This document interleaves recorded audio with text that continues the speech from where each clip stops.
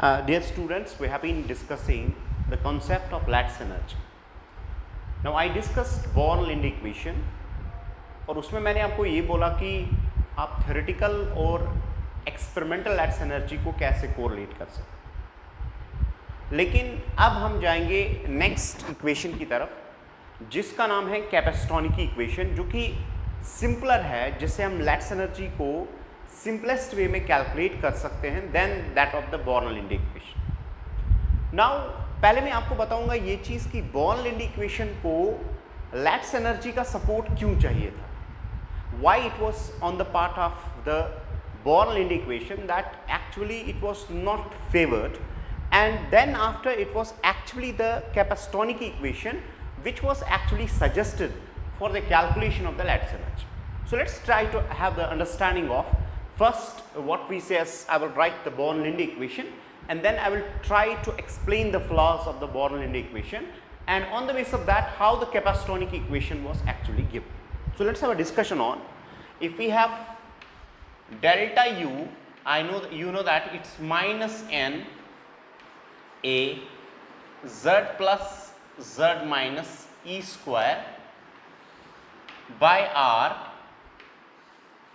1 divided 1 minus 1 by n, ये थी हमारे पास इक्वेशन। अब देखिए इसको हमने यूज किया, लेकिन इसमें एक फ्लॉ था, ये जो था ना मैनलॉन्ग्स कांस्टेंट। मैनलॉन्ग्स कांस्टेंट जो था जिसको हम बोलते थे मैनलॉन्ग्स कांस्टेंट, ये मैनलॉन्ग्स कांस्टेंट जो था, ये मैनलॉन्ग्स कांस्टेंट जो है ये तभी पता चल सकता है जब हमें क्रिस्टल स्ट्रक्चर जो है, जब हमें क्रिस्टल स्ट्रक्चर पता होता है। यानी हम A जो है हमारे पास, ये हम तब लिख सकते हैं, इसका वैल्यू हम तब कैलकुलेट कर सकते हैं जब हमें क्रिस्टल का स्ट्रक्चर पता है। यानी अगर हमें NaCl का लैटिस एनर्जी कैलकुलेट करना है तो हमें कंप्लीट इसके क्रिस्टल का जो अरेंजमेंट है, कैटाइन एनाइन का जो अरेंजमेंट है, वो कंप्लीटली पता होना चाहिए। किसी भी आयनिक कंपाउंड का ए वैल्यू कैलकुलेट करने के लिए उसके क्रिस्टल का स्ट्रक्चर हमें पता होना चाहिए, जो कि काफ़ी डिफिकल्ट चीज़ होती है। यानी इसका मतलब यह है कि पहले हमें इसका कंप्लीट क्रिस्टल स्ट्रक्चर जानना है, उसके बाद हम लैटिस एनर्जी को कैलकुलेट कर सकते हैं। समझ आ रही बात? क्योंकि ये जो इक्वेशन है इसको कैलकुलेट करने के लिए सीरीज बेस्ड इक्वेशन है और वहाँ हमें सारी इंटरन्यूक्लियर डिस्टेंसेस पता होनी चाहिए और तब जाके हम ए का वैल्यू जो है वो कैलकुलेट कर सकते हैं। लेकिन कैपेस्टोनिकी जो था उसने एक नई इक्वेशन दी, उसने एक अजीब सा चीज़ देखा, एक इंपॉर्टेंट सा चीज़ देखा। उसने इस इक्वेशन में ये जो ए है इसको समहाउ खत्म करने की कोशिश की। यानी इस इक्वेशन में अगर ए अपीयर नहीं होता है तो उन्होंने देखा कि हमारे पास जो क्रिस्टल, जो हमारे पास लैटिस एनर्जी है, इट बिकम सिंपलर। अब उसने क्या किया, उसने ऐसा किया कि जो हमारे पास मैनलॉन्ग्स इक्वेशन की जो बेसिक इक्वेशन है इसको इसने डिवाइड किया, मल्टीप्लाई भी किया और डिवाइड भी किया by the number of formula units. Now what we represents, we actually जो मैंने डिवाइड और मल्टीप्लाई और डिवाइड किया, दिस इज नंबर ऑफ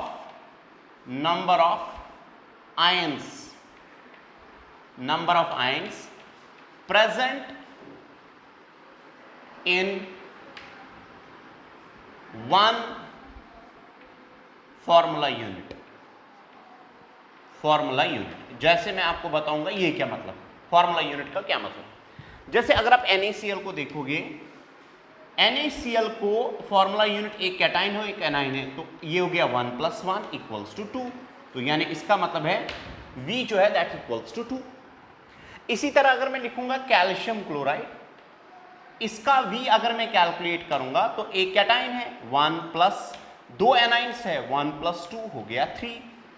तो इसका मतलब यह है कि एक फॉर्मूला यूनिट में जब भी आप एक सिंपलेस्ट फॉर्मूला आयनिक कंपाउंड के लिए लिखोगे तो उसमें total number of cations and anions कितने हैं, that's actually the formula unit. मेरी बात समझ में आ रही है? तो total number of formula units एक आयनिक कंपाउंड में कितने हैं, दैट्स एक्चुअली V।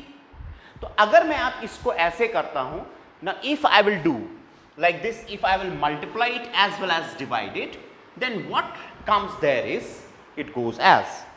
उन्होंने देखा कि अगर हम इस इक्वेशन में ये A को डिवाइड करेंगे फॉर्मूला यूनिट से, यानी हमारे पास डिफरेंट टाइप्स ऑफ क्रिस्टल्स है और उसमें हमारे पास n z plus z minus E square divided by r, उसके बाद 1 माइनस 1 डिवाइडेड बाय n, और उसके बाद हमारे पास a divided by v into V मैं लिखूंगा।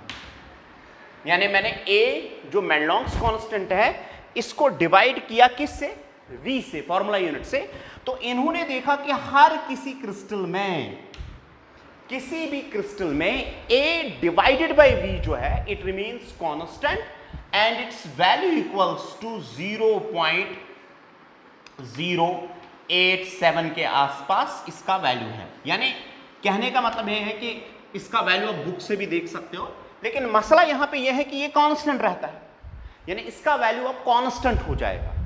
समझ आ रही बात?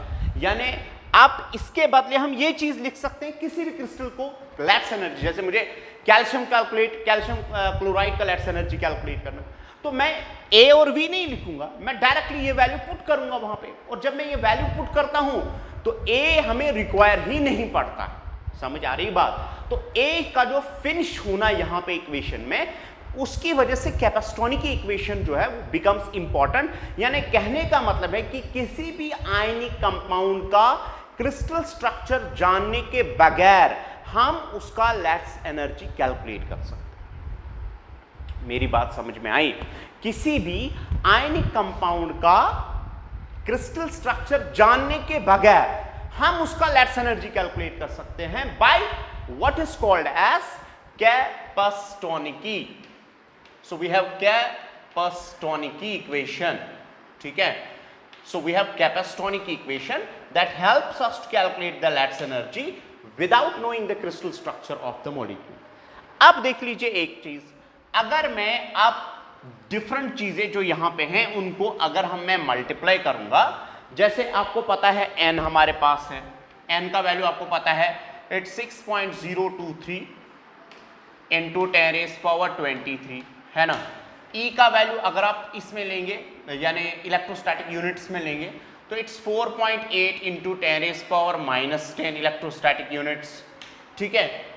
n का वैल्यू आपको ऑलरेडी पता है, इसका वैल्यू मैंने आपको बोला, और जब आप इन सब चीजों को मल्टीप्लाई करोगे तो आपको जनाब डायरेक्टली आपको मिलेगा delta U is equal to -1.075 into 10⁻⁻5, ठीक है। Z प्लस Z माइनस, क्योंकि E भी गया, ठीक है, और उसके बाद directly you will multiply it with the formula unit and then you have divided by what's called as the R and you will write it as kilojoule per mole. So this is the simplest equation by means of which we will calculate the lattice energy. Now Z plus Z minus का आपको पता है, दोनों हमें positive में लेने हैं, तो उसकी वजह से क्या हो जाएगा, और V आपको फॉर्मूला यूनिट भी पता है, और this R is actually the internuclear distance between a cation and anion. So we have a simplest equation to calculate the what's called as lattice energy, and I will simplify it more further. I can write इसको मैं K से भी denote कर सकता हूं, तो मैं delta U लिखूंगा, this is -K Z plus Z minus V, that's number of formula units, total number, divided by R, then it's kilo joule per mole. मैं इसको ऐसे लिख सकता हूं। तो अगर मैं इसको K को उठाऊंगा तो हमें डेल्टा U जो है it is directly proportion to Z plus Z minus divided by R multiplied by what's called as the formula unit. तो इससे हमें सिंपली पता चलता है कि लैट्स एनर्जी जो है वो डायरेक्टली चार्ज पे डिपेंड करता है और इनवर्सली वो डिपेंड करता है इंटरन्यूक्लियर डिस्टेंस पे। Is it clear? So Lattice energy we can state it directly depends upon the product of the charge and it is inversely related to the internuclear distance between the cation and the anion.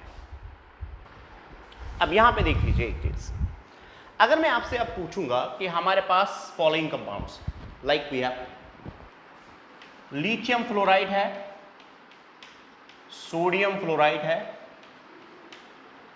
Potassium fluoride है और caesium fluoride, अगर मैं आपसे पूछता हूं कि let's energy in सब में से किसका ज्यादा होगा, जरा मुझे बताओ एक चीज। अगर मैं ऐसा देखता हूं कि इसका चार्ज +1 है, इसका -1 है, +1 -1 +1 -1 +1 -1, तो इसका मतलब यह है कि अगर यहां पे Z + Z- अगर यहां पे Z + Z- है तो Z + Z- सब में सेम है ना, तो इट्स 1 × 1, ठीक है।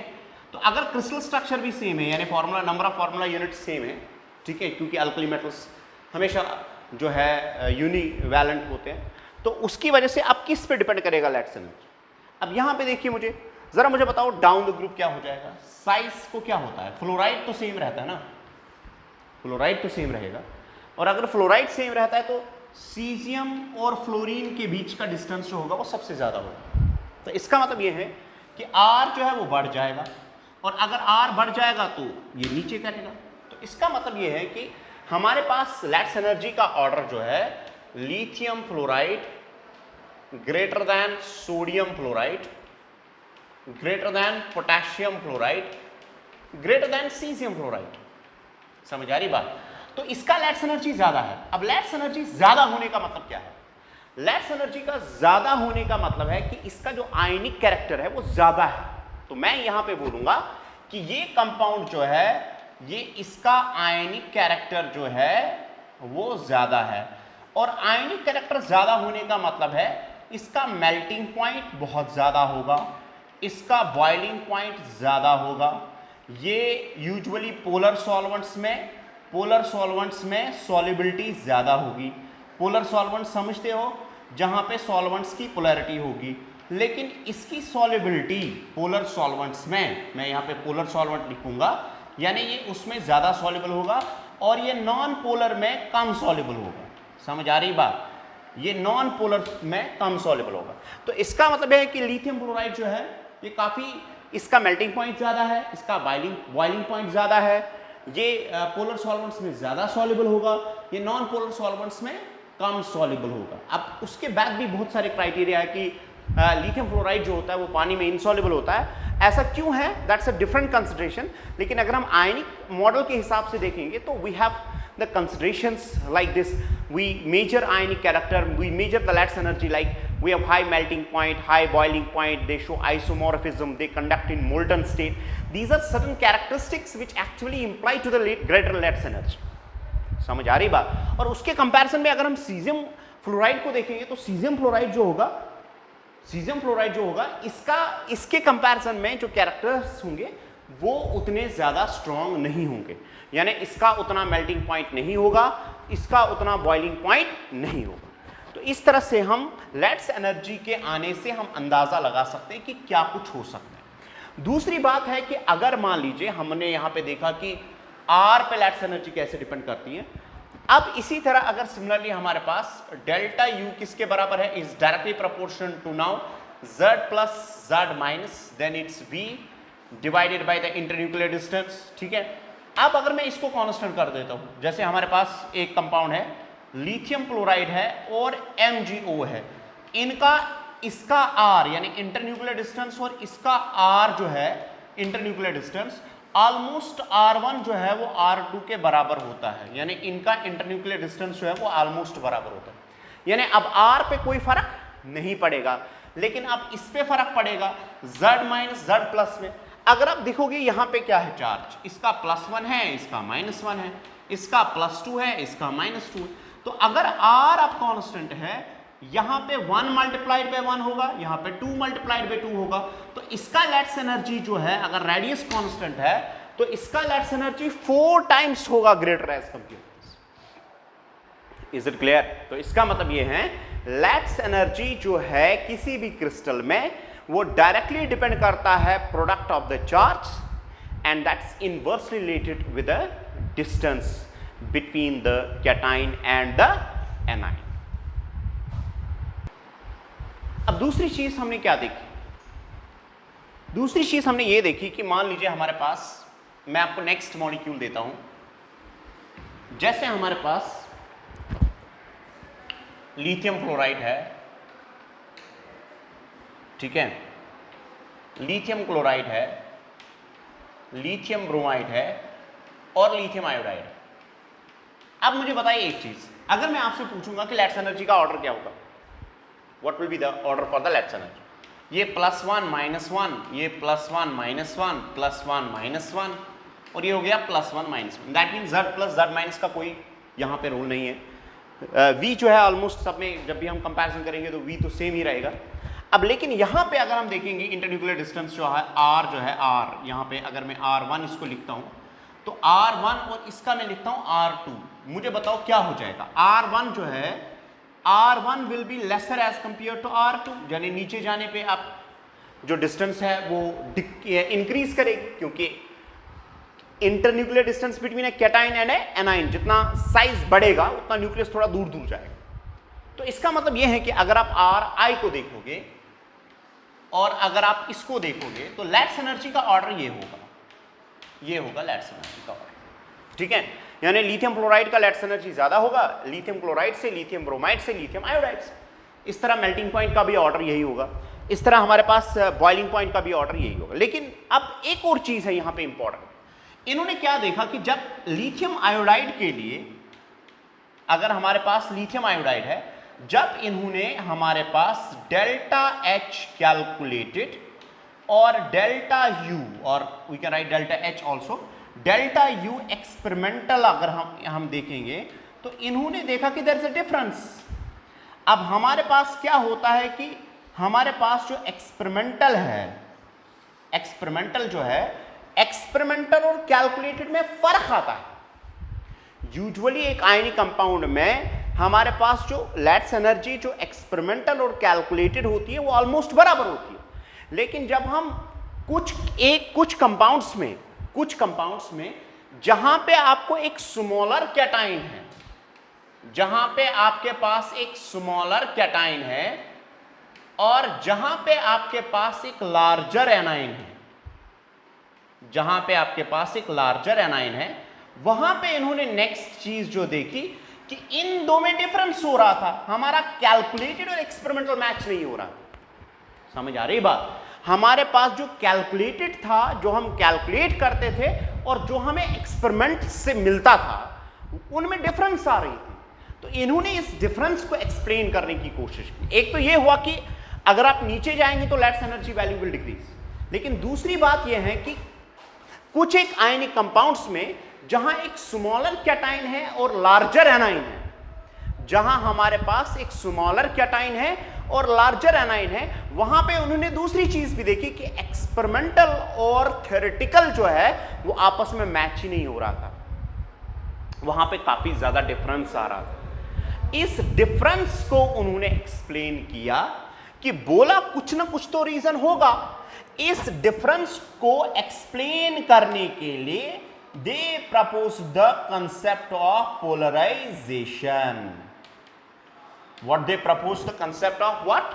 Polarization. So once going for the calculation of lattice energy, in certain compounds there was a difference between the experimental lattice energy and the theoretical or the calculated lattice energy, and in order to explain that why there was some anomalous behavior, there was a concept that was given by the Fajan, and that's called as the concept of polarization. Is it clear? That concept is called as concept of polarization. इन्होंने देखा कि इन compounds में, ये सिर्फ और सिर्फ उन compounds में पाया गया जहां पे यूजुअली एक स्मॉलर कैटाइन होता है और लार्जर एनाइन होता है, वहां पे मेजॉरिटी ऑफ द केसेस में they found the difference. Is it clear? And they tried to explain this, that why there was a difference in certain compounds in the what we say as the lattice energy, while as in certain cases there was no difference at all. And in order to explain this fact, there was a concept that was proposed, and that concept is called as Fajans rule. Now I told you that this difference was prominent where there is a smaller cation and larger ion. Now why there was what actually the phenomena of polarization is? Let's try to understand this, and what the Fajans rule states is as. See, now what he said is like this. अगर हमारे पास मान लीजिए आपके पास lithium है और iodine है, जरा मुझे बताओ एक चीज, लिथियम क्या है? This is smaller cation. What iodine is? This is larger anion. Is it clear? What will happen is this. See, अगर आपके पास एक स्मॉलर कैटाइन है, मान लीजिए आपके पास एक छोटा सा कैटाइन, और आपके पास एक लार्जर एनाइन है, उसके पास भी न्यूक्लियस होगा, लेकिन ये एनाइन है तो ओब्वियसली इसका साइज ज़्यादा होगा. ठीक है, तो ये हमारे पास एक एनाइन ऐसे, this is the A9 and this is smaller cation. होता यह है कि जो स्मॉलर कैटाइन होता है इसका साइज कम होता है ना, कैटाइन का साइज यूजुअली कम होता है एज कंपेयर टू एनाइन्स. अब ये स्मॉलर कैटाइन की वजह से, इसका स्मॉलर साइज होने की वजह से इसका न्यूक्लियर चार्ज काफी ज्यादा रहता है, यानी इसका न्यूक्लियर चार्ज जो है वो सरफेस पे आता है. इसको टेंडेंसी होती है actually to attract the other electrons. अब उसकी वजह से देखो क्या होता है, उसकी वजह से ये होता है कि यहां पे हमारे पास एनाइन है, ये बड़ा एनाइन है. अब इस बड़े एनाइन में, बड़े एनाइन का मतलब है कि इसका जो न्यूक्लियस का आउटरमोस्ट शेल है वो दूर होगा. दूर होने का मतलब है कि ये अपने इलेक्ट्रॉन्स को अच्छी तरह से होल्ड नहीं कर पाएगा. तो एक कैटाइन ऐसा है जिसको टेंडेंसी इलेक्ट्रॉन्स के लिए, दूसरा एनाइन ये ऐसा है कि जो अपने इलेक्ट्रॉन्स को होल्ड नहीं कर पा रहा. तो जब ये आपस में नजदीक आएंगे, they will create the difference in the lattice energy surely. अब होता ये है कि ये हमारे पास ये जो इलेक्ट्रॉन्स हैं, ये इसके इलेक्ट्रॉन्स को पोलराइज करेगा. ठीक है, अब जब ये इलेक्ट्रॉन्स को पोलराइज करेगा, यानी ये इलेक्ट्रॉन डेंसिटी जो है इसकी तरफ शिफ्ट हो जाएगी, तो इसका मतलब ये है कि ये कुछ टाइम के बाद कुछ ऐसा बनेगा, ये कुछ ऐसे बनेगा. समझ आ रही है बात? अब यहां पे एनाइन जब नेगेटिव चार्ज आएगा, यहां पे जब बीच में नेगेटिव चार्ज आएगा, तो उससे क्या हो जाएगा, यहां पे नेगेटिव चार्ज ये इसके इलेक्ट्रॉन्स को रिपेल करेगा. वो समझ आ रही है बात?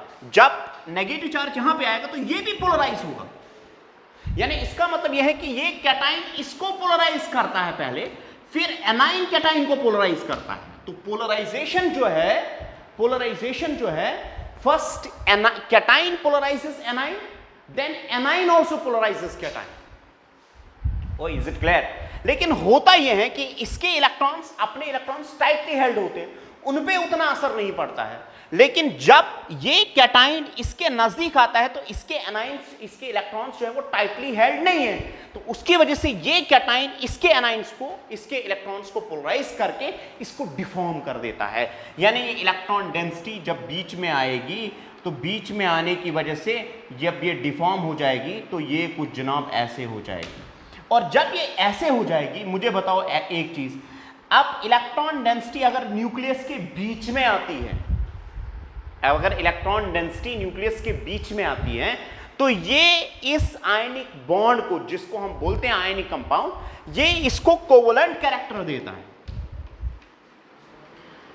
कोवलेंट कैरेक्टर देता है. तो इसका मतलब ये है कि this is actually now having covalent character, क्योंकि हम कोवलेंट बॉन्ड को डिफाइन करते हैं कि ऐसा बॉन्ड जहां पे इलेक्ट्रॉन डेंसिटी होती है इन बिटवीन. लेकिन ये याद रखिए, यहां पे कंप्लीटली ये इसके शेल में नहीं चला जाता है, बल्कि ये डिफॉर्म होता है, और डिफॉर्मेशन की वजह से centre of the positive charge and negative charge की जो सिमेट्री होती है वो ब्रेक हो जाती है, and that's actually called as a phenomena of polarisation. जो सेंट्रोसिमेट्रिक एनाइन और कैटाइन होता है, उसकी जो इलेक्ट्रॉन डेंसिटी होती है, उसका जो सेंटर ऑफ द न्यूक्लियस होता है, यानी उसकी जो इलेक्ट्रॉन डेंसिटी होती है वो शिफ्ट हो जाती है, और उस शिफ्टिंग की वजह से जब ये बीच में आता है, बीच में आने का मतलब है as if they have sheared, and when they will be shearing, it actually develops the covalent character.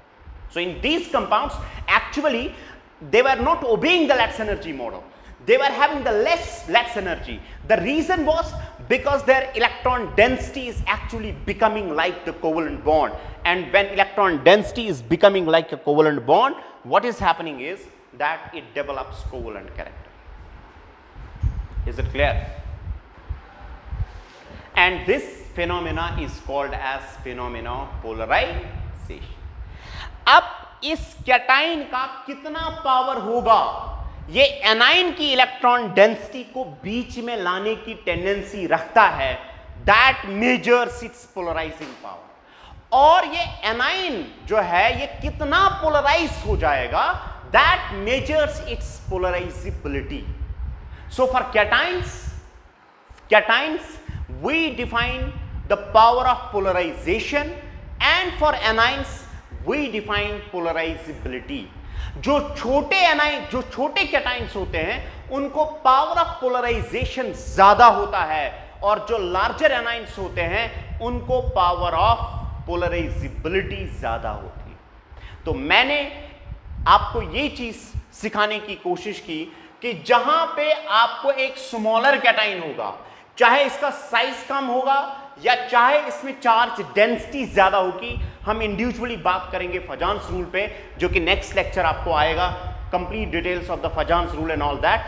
तो जहां पे आपके पास एक स्मॉलर कैटाइन और लार्जर एनाइन है, वहां पे डिफरेंस क्रिएट हो जाएगा between experimental and the calculated let's energy, and the difference is explained by the फजान्स rule, which actually states that whenever the smaller cation comes closer to the larger anion, there's a phenomena of polarization in which electron density comes between the two nucleus. It's not completely shifted towards the cation, but it comes in between the nucleus, and as a result of this, there's a polarization, and because of the phenomena of polarization, covalent character is developed in the ionic compounds, and that way we say actually the bonds which have covalent bonds are actually associated with ionic characters, and the molecules which have ionic bonds are associated with the what we say as a covalent character.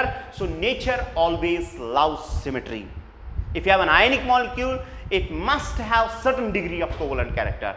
If you have a covalent molecule, it must have certain degree of what's called as the ionic character. So we want to actually understand on what factors the polarization depends, ठीक है, what are the change in the properties by the phenomena of polarization, which anions have greater polarizability, and what's the impact on the molecules by the phenomena of polarization.